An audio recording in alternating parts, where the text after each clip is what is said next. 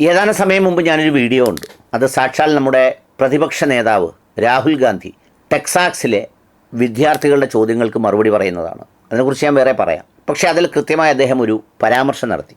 ഭാരത് ജോഡോ യാത്ര കൊണ്ട് എന്ത് നേട്ടമുണ്ടായി എന്ന ആളുകളുടെ ചോദ്യത്തിന് അദ്ദേഹം പറഞ്ഞത്, ഭാരത് ജോഡോ യാത്രയിലൂടെ ഞാൻ അറിഞ്ഞത് ഈ രാഷ്ട്രീയത്തിൽ സ്നേഹത്തിൻ്റെ സാന്നിധ്യമാണ്. നമ്മൾ ലോകത്തെവിടെ പോയാലും രാഷ്ട്രീയത്തിൽ കാണുന്നത് ഒന്നെങ്കിൽ ദേഷ്യം, വൈരാഗ്യം, പക, തോൽപ്പിക്കൽ, കീഴടക്കൽ, പിടിച്ചെടുക്കൽ, ഉന്മൂലനം ചെയ്യൽ, ഇത്തരം സംഗതികളാണ്. പക്ഷേ അതിൽ എല്ലാ വൈവിധ്യങ്ങളെയും സ്നേഹിക്കുന്ന ഒരു ഉൾക്കൊള്ളുന്ന ഭാവമുണ്ട് എന്നുള്ളത് ഭാരത് ജോഡോ യാത്രയിലൂടെ ഞാൻ അറിഞ്ഞു എന്ന് പറഞ്ഞു. അത് കേട്ട് കഴിഞ്ഞപ്പോഴാണ് സാന്ദർഭികമായി ഞാനൊരു വാർത്ത കാണാനിടയായത്. നമ്മളിപ്പോൾ മതങ്ങളിലൊക്കെയും ഈ സ്നേഹത്തിൻ്റെ ഭാഷ്യങ്ങൾ ഒത്തിരി പറഞ്ഞിട്ടുണ്ട്. മതങ്ങളിലൊക്കെയും മൂല്യങ്ങളുടെ ഭാഷ്യങ്ങൾ ഒത്തിരി പറഞ്ഞിട്ടുണ്ട്. എന്നാൽ അതിനകത്ത് തനതായ അതിൻ്റെ വ്യതിരിക്തതയോടെ നിൽക്കുന്ന സംഗതികൾ പറഞ്ഞിട്ടുണ്ട്. ധർമ്മയുദ്ധങ്ങളെക്കുറിച്ച് പറഞ്ഞിട്ടുണ്ട്. ഈ ധർമ്മ സമരങ്ങളെക്കുറിച്ച് പറഞ്ഞിട്ടുണ്ട്. അതിൻ്റെ തോൽവിയിലൂടെയും ജയത്തിലൂടെയും ജയിക്കേണ്ടത് നന്മയാണ്, സത്യമാണ് എന്ന് നമ്മളെ ബോധ്യപ്പെടുത്തിയിട്ടുണ്ട്. പക്ഷേ നിർഭാഗ്യവശാൽ നമ്മൾ ഇന്നത്തെ മതങ്ങൾക്കിടയിൽ കാണുന്നൊരു പ്രധാനപ്പെട്ട സംഗതി, അതിൻ്റെ പ്രചാരകർക്കിടയിൽ, സാധാരണക്കാർക്കിടയിൽ അത്രമേലുണ്ടെന്ന് ഞാൻ കരുതുന്നില്ല. അവർ ഈ സാമൂഹ്യ ബന്ധങ്ങളിലൊക്കെ ഇടകലർന്ന് ജീവിക്കുന്നവരാണ്. പക്ഷേ അതിന് മുകളിലുള്ളവർക്കിടയിൽ ഓരോരുത്തരുടെയും അസ്തിത്വം മറ്റൊരാളിനോടുള്ള വൈരാഗ്യമോ വിദ്വേഷമോ ആണെന്ന് ധരിച്ചു പോകുന്നൊരു കാലമുണ്ട്. അങ്ങനെ വിദ്വേഷിക്കുന്നവർക്ക് പിന്തുണ കിട്ടുന്നൊരു കാലമുണ്ട്. അങ്ങനെ വിദ്വേഷിക്കാൻ മനസ്സിലുള്ളത് തുറന്നു പറയാൻ കഴിയുന്ന സാമൂഹ്യ സാഹചര്യങ്ങളും അതിൻ്റെ വിൻഡോയും ഇന്ന് രൂപപ്പെട്ടിട്ടുണ്ട്. അതിലൂടെ ഒക്കെയും ഇത് അങ്ങ് തുറന്ന് ആക്ഷേപാർഹമായി സംസാരിക്കുന്നൊരു സ്ഥിതിവിശേഷമുണ്ട്. ഇതിനിടയിൽ ഒരു വാർത്ത കണ്ടത് വേറൊന്നുമല്ല. ആലുവ സെൻറ്റ് ജോസഫ് പൊന്തിഫിക്കൽ സെമിനാരിയിലെ കുറച്ച് വിദ്യാർത്ഥികൾ നമ്മുടെ എറണാകുളം ഗ്രാൻഡ് മസ്ജിദിൽ എത്തിയ ഒരു ചിത്രവും അതിൻ്റെ വാർത്തയുമാണ്. അവിടെ കൊണ്ടുവന്നത് ഫാദർ വിൻസെൻ്റ് കുണ്ടുകുളം എന്ന് പറയുന്ന അച്ഛനാണ്. ആ കാര്യത്തിന് നേതൃത്വം നൽകിയതാവട്ടെ ഈ ഗ്രാൻഡ് മസ്ജിദിലെ ഇമാം MB ഫൈസൽ അസ്ഹരിയാണ്. അത് ഒരു നല്ല മാതൃകയാണ്.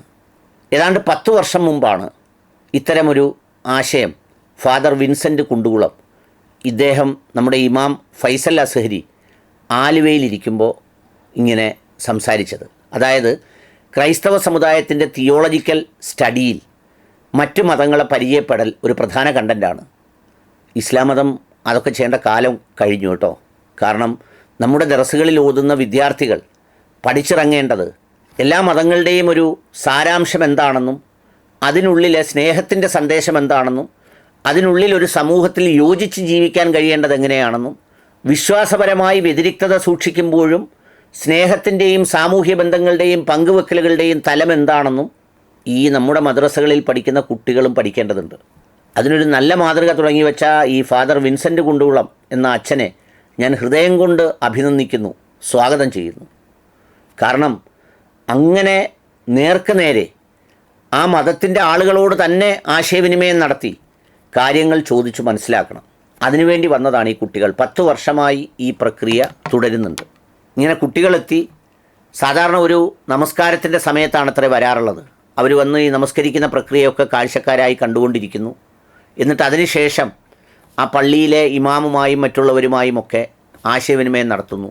ഓണംപള്ളി ഫൈസി ഉസ്താദും ഈ കാര്യത്തിൽ ഉണ്ടായിരുന്നു എന്നുള്ളത് എനിക്കറിയാവുന്നതാണ്. അദ്ദേഹം ദറസിലെ വിദ്യാർത്ഥികളെ സംസ്കൃത ഭാഷ പഠിപ്പിച്ച ഒരു സംഗതി ഞാൻ നേരത്തെ വീഡിയോ ചെയ്തത് ഓർമ്മയുണ്ട്. അങ്ങനെയൊക്കെയുള്ള പണ്ഡിതന്മാർക്ക് അവരുടെ ശബ്ദം ഉയർന്നു കേൾക്കാനും ആരോഗ്യവും ആഫിയത്തും ദീർഘായുസ്സും നൽകട്ടെ എന്ന് പ്രാർത്ഥിക്കുന്നു.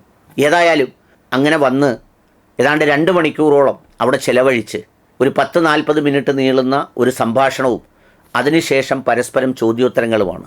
ചില ചോദ്യങ്ങൾ നമ്മളെ സങ്കടപ്പെടുത്തും അത്രേ. കാരണം ഇങ്ങനെയാണല്ലോ ഇവർ ഇത് മനസ്സിലാക്കിയിരിക്കുന്നത് എന്നുള്ള തരത്തിൽ.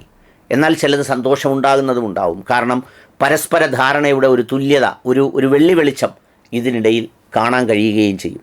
അങ്ങനെ മതങ്ങൾക്കിടയിൽ ഇൻ്റർഫെയ്ത്ത് ഡയലോഗ് ഒരാൾ ഒരാളിനെ തോൽപ്പിക്കാനല്ല, അവരവരുടെ വ്യതിരിക്തത എന്താണെന്ന് തിരിച്ചറിഞ്ഞുകൊണ്ട് തന്നെ സ്നേഹത്തിൻ്റെയും സന്തോഷത്തിൻ്റെയും ഒരിടം സൃഷ്ടിക്കാൻ വേണ്ടിയുള്ള ശ്രമം ഇന്ന് കാലത്തിൻ്റെ അനിവാര്യതയാണ്. അതിൽ ഏറ്റവും കൂടുതൽ മുൻകൈ എടുക്കേണ്ട ഒരു സമുദായമാണ് മുസ്ലിം സമുദായം.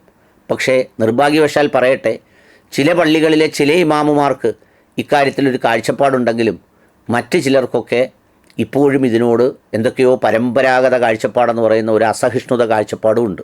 യഥാർത്ഥത്തിൽ അത് ഇസ്ലാമിൻ്റെ പ്രാമാണികമായ സംഗതിയല്ല.